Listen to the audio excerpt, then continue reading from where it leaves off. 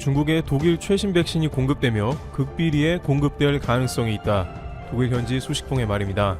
중국 보건당국은 지난 11월부터 자국민의 시노백 백신 접종을 본격적으로 시작한다고 언급한 바 있습니다. 당시 중국 당국은 외신을 대거 초청해 자국 백신의 개발과 생산 등 안전성을 대대로 홍보했습니다.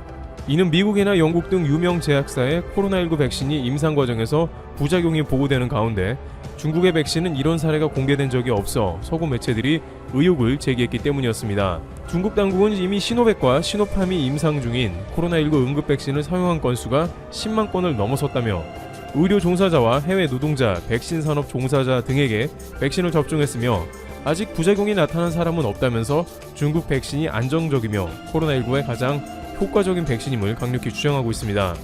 따라서 중국 백신은 자국의 백신으로 충분히 중국 코로나19를 효율적으로 제어할 수 있으며 이를 필요한 국민들에게 접종시키는 것은 물론이고 해외에도 엄청난 물량을 수출하겠다는 포부를 보입니다. 게다가 이 백신이 3상도 마친 시점도 아닌 상황에 중국 일부 지방 관리들은 적극적으로 백신 접종에 나섰습니다. 또한 시노백 직원 3천여 명과 가족들은 모두 백신 접종을 마쳤고 이런 소문은 빠르게 중국 사회로 퍼져나갔으며 특히 중국 관리들이 이 백신을 맞았다는 사실은 중국의 많은 사람들을 백신 접종의 욕구를 더 강하게 했습니다. 따라서 아직 3상도 안 끝난 불안전 백신임에도 불구하고 많은 이들은 뒷돈을 7배 이상 주면서 백신 접종을 시작합니다. 심지어 월스트리트 저널은 중국 당국이 지난 여름부터 시노팜 백신을 이미 해외로 나가는 유학생들에게 무료로 제공했다면서 중국에서는 국민을 대상으로 임상이 끝나지 않은 백신이 무차별적으로 배포되는 양상을 보인다고 보도했습니다. 중국 당국은 내년 안에 6억 도스 생산을 목표로 하고 있으며 최대한 빠르게 중국 내 백신 접종을 완성하겠다고 밝혔습니다. 그런데 이 와중에 중국에 새로운 백신이 들어오며 생산된다는 뉴스가 나오며 논란을 일으키고 있습니다. 현재 중국 백신은 미국이나 유럽의 제약회사들과 경쟁 체제이기 때문에 외산 백신을 엄격히 통제하고 있습니다. 그런데 이번에 화이자와 공동으로 백신을 개발한 바이오엔테크에서 내년에 1억 도스의 코로나 백신을 중국에 공급한다는 소식이 전해진 것입니다. 독일의 바이오엔테크 공식 웹페이지에는 관련 소식이 나와 있습니다. 그들은 독일에서 생산된 백신이 직접 중국으로 항공운송 등으로 공급될 예정이며 추후 중국에서 생산될 수도 있다면서 중국에 독일 백신이 들어가는 상황을 보도했습니다.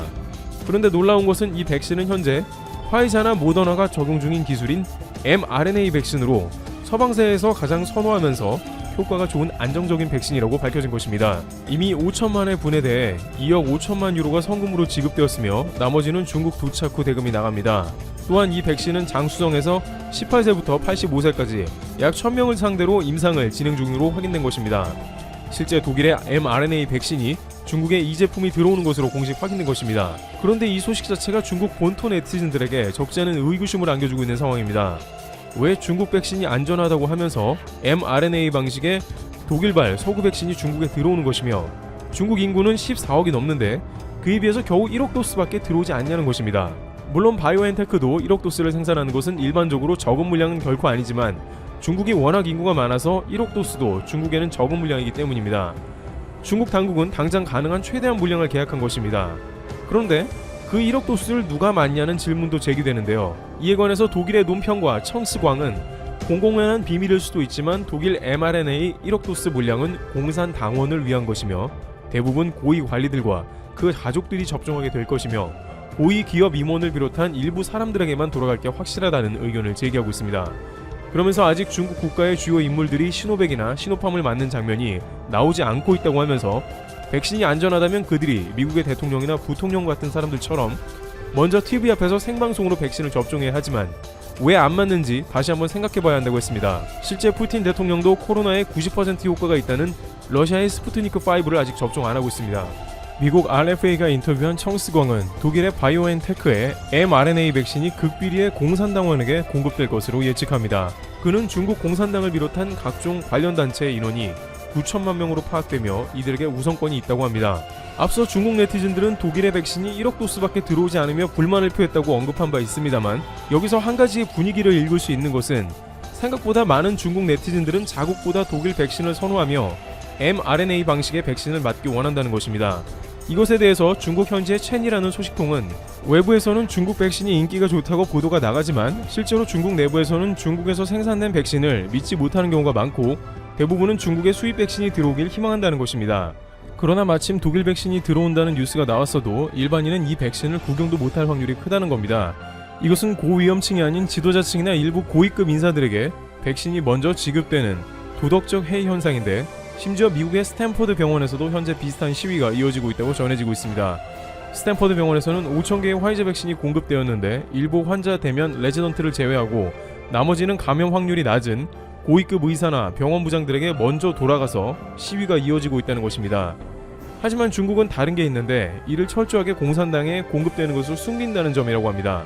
그것은 바로 전세계 패권 싸움 때문이라고 하는데요. 뉴욕타임즈는 이러한 맥락에서 중국 당국이 화이자나 모더나 같은 백신을 충분히 수입할 수 있는 구매력과 협상력을 모두 갖췄음에도 불구하고 수입하지 못하는 이유를 백신 패권 싸움 때문이라고 말하고 있습니다. 현재 중국은 미국과 첨예한 패권 싸움을 지속하고 있는데, 이번 코로나에서 가장 중요하게 대두된 것이 바로 백신 선 확보 싸움이기 때문에 서로 경쟁이 치열했던 것이고, 미국을 비롯한 유럽 각국들은 천문학적 비용을 백신에 쏟아부어 빠르게 백신 제조를 완료한 것으로 파악됩니다. 이 싸움에 지지 않으려고 중국과 러시아는 말도 안 되는 백신을 내놓았다고 발표했으며, 이미 내부에서는 자신들의 백신이 어떠한 상황인지 잘 안다는 것입니다. 그러다 보니 결국 중국 지도층은 mRNA 백신을 계약했으며 극비리에 그들에게만 공급이 될 것으로 추측됩니다. 다만 이 모든 과정은 극비리에 진행될 것인데, 만약 공산당원들에게만 독일 백신이 공급되었다라는 소문이 전 세계에 공공연하게 퍼지게 된다면 백신 패권에서 무너지기 때문에 철저하게 함구하며 중국 백신 관련한 루머는 모두 온라인에서 차단합니다. 일각에서는 자칫 중국에서 정보를 제대로 통제하지 못하면 백신 엑소더스 현상이 나올 수도 있다고 경고합니다. 일부 중산층들은 백신 공급이 안정화되는 내년쯤에는 직접 해외에 나가서 화이자나 모더나 백신 등 서구에서 안정성이 증명된 백신을 접종하고 돌아오는 백신 접종 여행을 떠나게 될 수 있다는 것입니다. 한편 중국 당국은 이런 상황을 방지하기 위해서 바이오엔테크의 백신을 중국의 포선 파마가 합작해서 내년 정도에 독일 직송이 아니라 중국에서 직접 생산하는 방식을 취할 수도 있다고 전하고 있습니다. 그렇다면 이 mRNA 방식의 백신은 독일 이름과 함께 중국 이름까지 포함되니 불만을 잠재운다는 것입니다. 하지만 그렇게 되면 결국 내년쯤에는 시노백이나 시노팜 같은 중국 백신들은 거의 퇴출되는 분위기가 나올 수도 있습니다. 많은 이들은 독일 백신을 선호할 것이기 때문에 경우에 따라서는 부도에 가까운 재정 부실에 시달릴 수 있습니다. 그렇지만 중국 당국은 중국 백신의 지위가 약화될 만한 행동은 하지 않을 것으로 보입니다. 앞서 언급한 대로 전 세계 많은 국가들과 수억 도스 이상의 계약을 체결했고 중국의 위상을 강화해야 하기 때문입니다. 중국이 주로 자신의 입지를 넓히려는 대상은 아프리카와 남미 등 주요 개발도상국이 그 대상으로 알려졌습니다. 일부 국가에는 차관을 빌려줘서 백신을 투입하는 등 중국 백신을 보급하는 데 사력을 다하고 있습니다. 따라서 중국의 중심 지도층이 독일 백신을 맞는다는 것은 그 맥락과 전혀 맞지 않기 때문에 이러한 과정은 철저하게 극비리에 이루어지고 공식적인 확인이 불가능할 것으로 예측되고 있는 것입니다.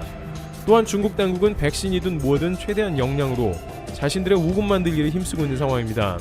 미국은 바이든 정부에 들어가면 더욱더 동맹들과 중국을 강하게 조일 것으로 예상되고 있습니다.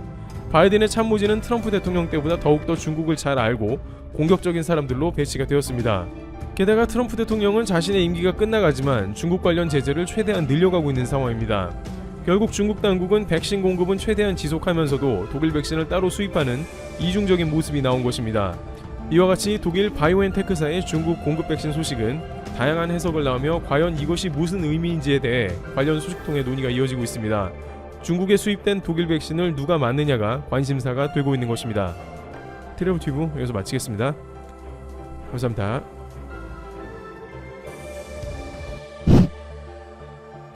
코로나19 여파로 중국 시장에서 고전하던 K 분유가 다시 한번 주목을 받는 분위기다. 최근 중국발 가짜 분유 파동으로 한국산 분유 제품에 대한 관심과 수요가 증가하는 조짐을 보여서다. 앞서 13일 중국 현지 언론은 후난성 천저우시에서 가짜 분유를 먹은 아기들 머리가 기형적으로 커지고 자신의 머리를 손으로 때리는 등 이상 행동을 보인다고 일제히 보도했다.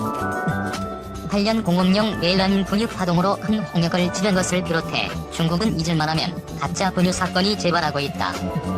이에 따라 중국 정부는 2017년 자국 수입 분유업체 대상 허가 등록제를 시행하는 명의와 조제분유 등록관리법을 발표해 시장 진입을 제한하고 품질 관리를 엄격히 해왔다. 중국에서 이러한 수입 분유 수요가 있다고 너도 나도 수출할 수 있는 것이 아니라 중국 정부 기관이 직접 공장을 점검한 뒤 허가를 거치는 과정이 필요하다.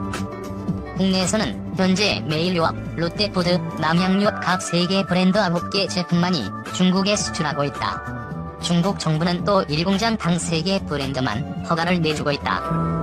이 세 개사는 이번 사태 등으로 인해 분유 수출길이 다시 열릴 것을 조심스레 예측하고 있다. 롯데푸드는 속단하기는 이르지만 중국 수출 회복과 판매 확대에 긍정적인 기대를 내비쳤다. 롯데푸드 관계자는 5월에 중국 상황이 호전되며 수출이 더 늘어날 것으로 예상한다고 말했다.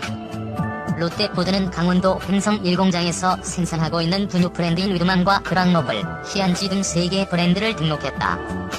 위드맘은 안전성이 높은 식물성 DHA를 사용한 프리미엄 분유로 먹거리 불안이 심한 중국인에게 품질 신뢰를 확보하기 위해 노력하고 있다.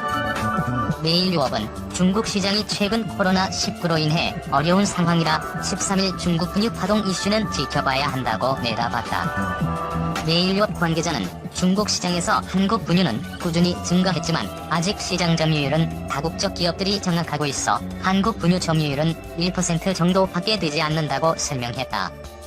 메일유업은 2017년 중국 수출 분유로 앱솔루트 명작, 메일쿵, 희안지 3개 브랜드가 등록돼 있다.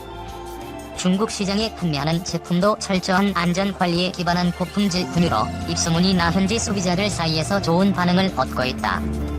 아울러 분유업계는 중국이 세계 최대 규모 영유아 분유 시장일 뿐 아니라 매년 빠르게 성장하는 점에 주목해 적극 공략하기 위해 애쓰고 있다. 주요 리서치 기관에 따르면 2018년 기준 34조 원 규모다.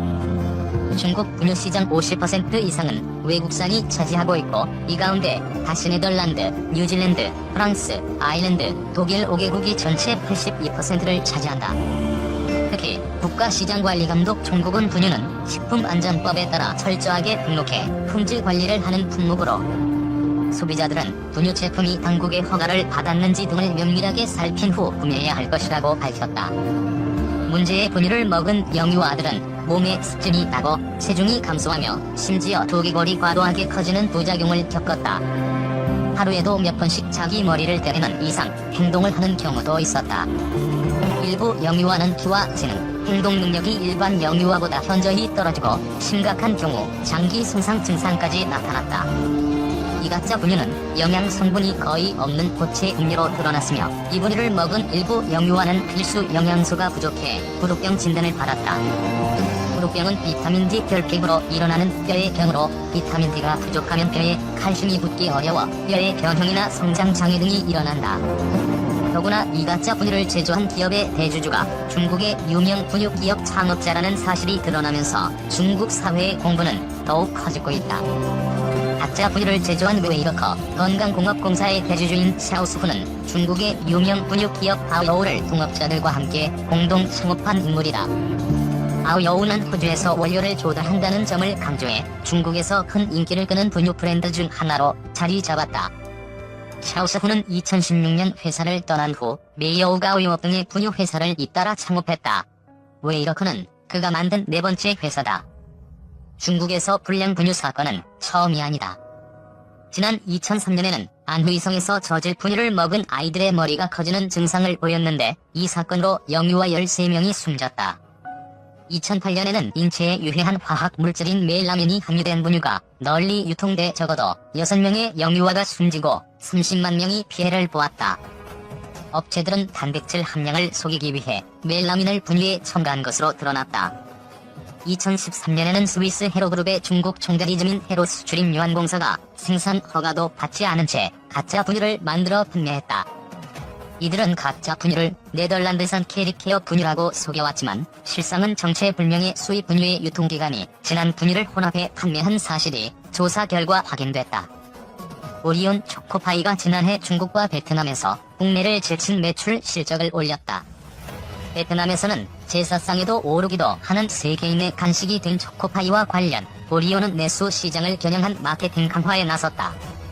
26일 오리온에 따르면 초코파이는 지난해 해외 시장에서 23억 개가 팔려나갔고 4,150억 원의 매출을 올렸다.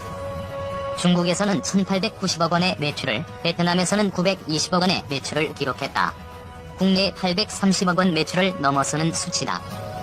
오리온 측은 베트남에선 초코파이가 제사상에도 오를 만큼 인기라며 지난해 전 세계에서 팔린 23억 개의 초코파이를 일렬로 세우면 지구를 4바퀴 이상 돌 수 있는 양으로 자타 공인 세계인의 간식으로 사랑받고 있다고 설명했다.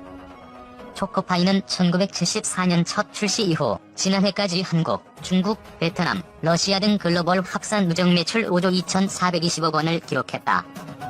오리오는 1997년 중국에서 생산 공장을 건설하며 해외 시장에 본격 진출했다.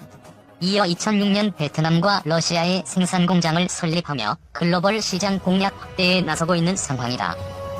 오리온 초코파이 해외 시장에서 국내보다 좋은 실적을 보이고 있는 것은 각국의 현지를 분석, 그에 맞는 철저한 현지화 전략을 세웠기 때문으로 분석된다.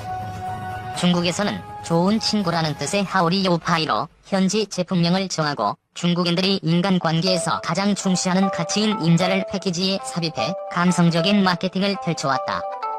지난 2016년에는 차를 즐겨 마시는 중국 소비자들의 입맛에 맞춘 초코파이 마차를 출시했고 지난해에는 한국에서도 히트했던 글로벌 전략 신제품 초코파이 딸기를 선보여 큰 호응을 얻었다. 베트남에서는 정과 유사한 틴캠을 패키지에 적용하고 초코파이 티라는 콘셉트의 마케팅을 펼쳤다. 지난 2017년에는 진한 초콜릿 맛을 선호하는 베트남 소비자들의 성향에 맞춰 빵 속에 카카오를 듬뿍 담은 초코파이 다크를 출시해 큰 인기를 얻으며 성장을 가속화했다. 이에 따라 초코파이는 베트남 법인 최초 메가 브랜드 달성을 목표하고 있다. 러시아에서도 초코파이는 지난 2016년부터 매해 5억 개 이상 판매되며 소비자들에게 맛과 품질이 보증되는 브랜드로 자리매김했다. 지난해 새롭게 출시한 초코파이 다크와 초코칩 초코파이를 통해 현지 시장 내 초코파이의 리더십을 공고히 하는 한편 드베리주 신공장 투자 등을 통해 현지 공략을 강화해 나갈 계획이다. 오리오는 해외 시장에서의 선방과 함께 내수 시장에 맞는 다양한 국내 마케팅 활동도 전개하고 있다. 오리오는 국내의 디저트 카페의 인기가 높아지자 초코파이 하우스를 오픈했다. 초코파이 하우스는 초코파이를 프리미엄 버전으로 다시 탄생시킨 디저트 초코파이를 판매하는 매장이다. 디저트 초코파이는 2017년 12월 출시 이후 누적 판매량 250만 개를 돌파했다. 신세계 백화점 강남점, 수원역, 수서역 등 주요 거점에 매장을 운영 중이며 최근 인천국제공항 내 면세점에